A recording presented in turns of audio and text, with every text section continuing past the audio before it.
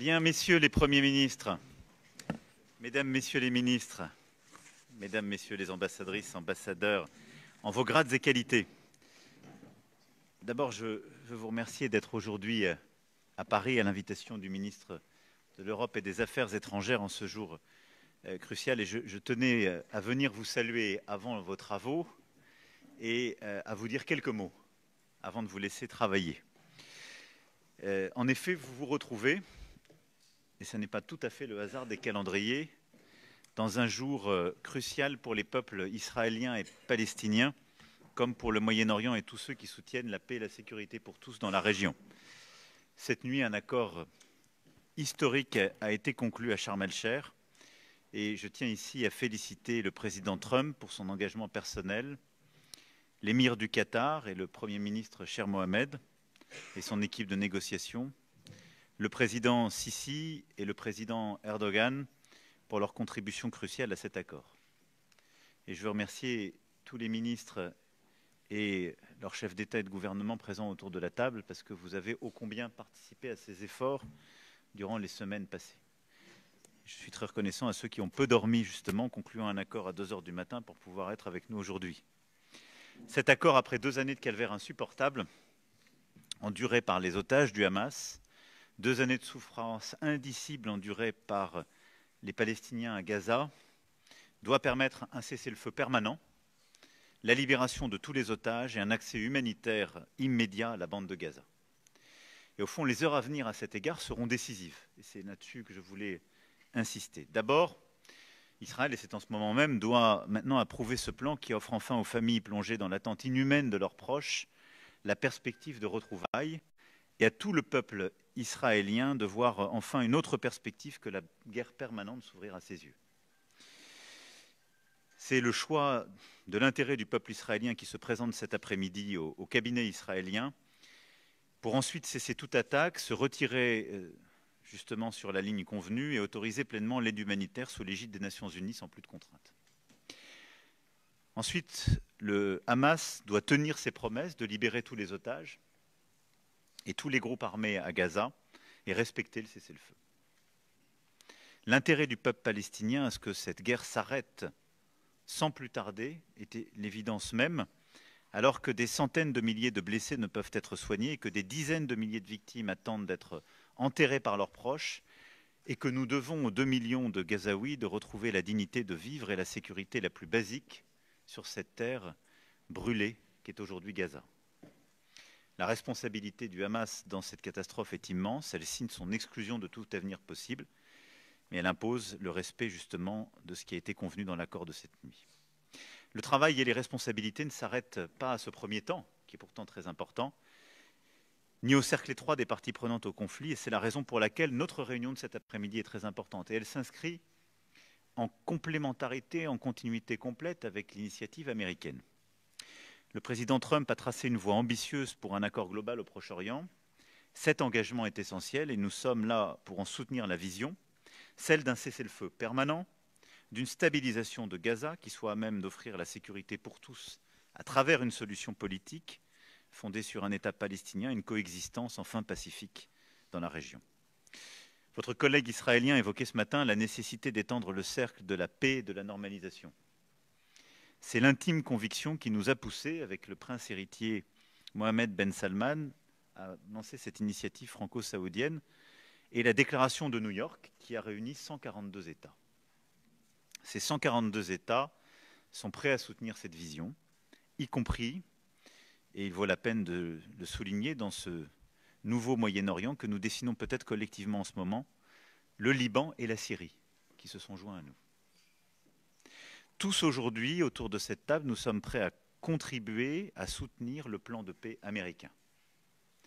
Il a besoin de nos retours honnêtes, de nos contributions concrètes dans chacune de ces dimensions, la gouvernance, la sécurité, l'aide humanitaire et la reconstruction. D'abord, l'établissement d'une gouvernance temporaire pour Gaza. Vous y avez beaucoup travaillé ces 2 dernières années. Sur ce point, nous ne devons pas perdre de vue la nécessité d'une appropriation palestinienne qui constitue la base de l'horizon politique rappelé par notre président Trump, autodétermination et création d'un État.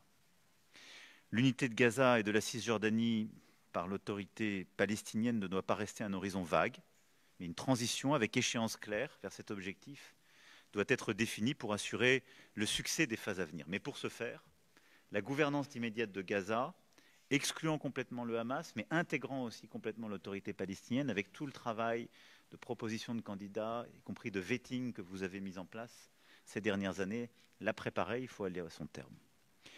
Deuxièmement, c'est le rétablissement de la sécurité et de l'ordre public. Sur ces questions, le plan de paix américain est pleinement en phase avec les principes et instruments de la déclaration de New York. Le Hamas doit être désarmé. Le démantèlement des armes est une étape essentielle vers un cessez-le-feu durable. Nous devons collectivement le soutenir et faire pression sur le Hamas dans ce sens et identifier les étapes de très court terme réalistes, comme vous l'avez proposé. C'est-à-dire les équipements les plus lourds, les tunnels, tout ce qui a été les instruments des dernières années du Hamas pour créer le chaos et ses attaques. En parallèle, une force internationale de stabilisation temporaire doit être déployée à Gaza. Cette force formera et équipera les forces de sécurité palestiniennes à Gaza, en coopération, et je les en remercie, avec la Jordanie et l'Égypte, qui ont une expérience étendue en la matière. Et la France, et je remercie d'ailleurs les collègues européens ou alliés qui sont présents ici et qui ont déjà commencé ou manifesté leur volonté de faire avec, la France est prête à y jouer un rôle. Nous travaillons avec nos partenaires européens pour renforcer les missions de la PESC de l'UE à cet égard. La contribution de vos pays sera cruciale, mais nous avons tous un rôle à jouer pour cette force internationale de stabilisation et les éléments de formation. Dans ce cadre, il est clair aussi avoir un cadre international onusien, travailler à bâtir ce cadre onusien est clé parce qu'il permettra à beaucoup d'autres contributeurs de se joindre. Et beaucoup de pays ont manifesté leur volonté de se joindre à un tel effort, mais leur volonté d'avoir un cadre agréé par les Nations Unies. Et ce qui est, je crois, une façon d'avancer ensemble. Troisièmement, c'est la fourniture d'une aide vitale et le soutien à la récupération et à la reconstruction de Gaza. L'élément le plus important, immédiat, sur lequel nous devons tous appuyer, c'est évidemment la distribution de l'aide qui doit reprendre de toute urgence à une échelle beaucoup plus grande. L'aide doit transiter par les Nations Unies, CICR et les organisations humanitaires indépendantes de confiance, en pleine conformité avec le droit international humanitaire, et par tous les points d'accès, y compris à travers les lignes de retrait successifs. Et ça doit être la priorité des priorités pour nous tous. Celle-ci est indispensable et c'est l'un des premiers points que nous suivrons dès après la mise en œuvre de l'accord signé cette nuit. Mais l'aide à court terme seule ne suffit pas, nous le savons. Nous devons aider d'urgence l'autorité palestinienne confrontée à une grasse crise financière, à stabiliser sa capacité à gouverner, à fournir des services essentiels, à maintenir la sécurité. Nous devons aider le système bancaire palestinien aussi, et tout ça fait partie de ce qui est nécessaire pour recouvrer une stabilité dans la durée. Dans cet esprit, nous avons lancé avec l'Espagne, le Royaume-Uni, l'Arabie saoudite et de nombreux autres pays une coalition d'urgence pour la viabilité financière de l'autorité palestinienne. Et l'Union européenne a réuni un groupe de donateurs et je l'en remercie à cet égard. La libération immédiate des revenus de l'autorité palestinienne est elle aussi un prérequis pour assurer une soutenabilité du plan américain. Et c'est un point sur lequel il faut convaincre tout le monde dans les prochaines heures et les prochains jours. Enfin, je veux dire un mot aussi pour ne pas oublier ici la Cisjordanie. L'accélération de la construction des colonies en Cisjordanie constitue une menace existentielle pour l'État de Palestine. Elle est non seulement inacceptable et contraire au droit international, elle alimente les tensions, la violence, l'instabilité. Et de fait, elle vient d'abord contredire le plan américain et notre ambition collective d'une région.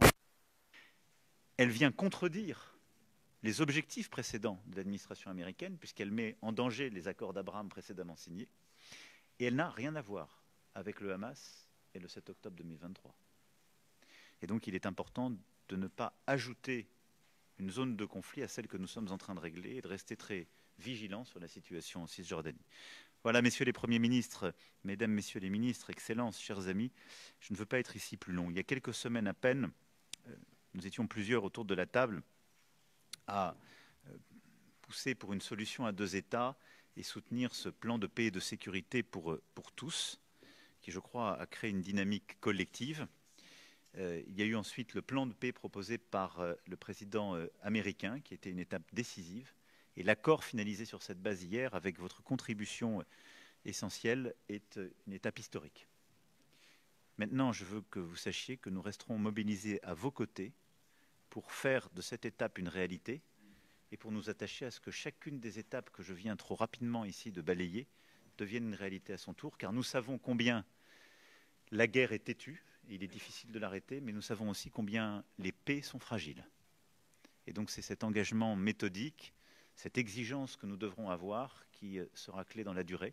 Vous savez qu'en tout cas que la France se tiendra à vos côtés. Je pense que vous avoir tous dans ce format aujourd'hui à Paris est ô combien important. Et je vous remercie de cette mobilisation, de votre présence aux côtés de votre homologue français. Et je remercie encore une fois les négociateurs qui ont travaillé jusque tard dans la nuit d'être présents aujourd'hui pour manifester aussi la continuité, la complémentarité de ce plan américain et de ce que nous sommes en train de faire aujourd'hui à Paris. Je vous remercie beaucoup. Je vous souhaite un bon courage pour vos discussions et vos travaux avec l'ensemble de vos équipes. Et je veux que vous sachiez que vous pourrez compter sur la France de manière constante. Merci beaucoup et bons travaux.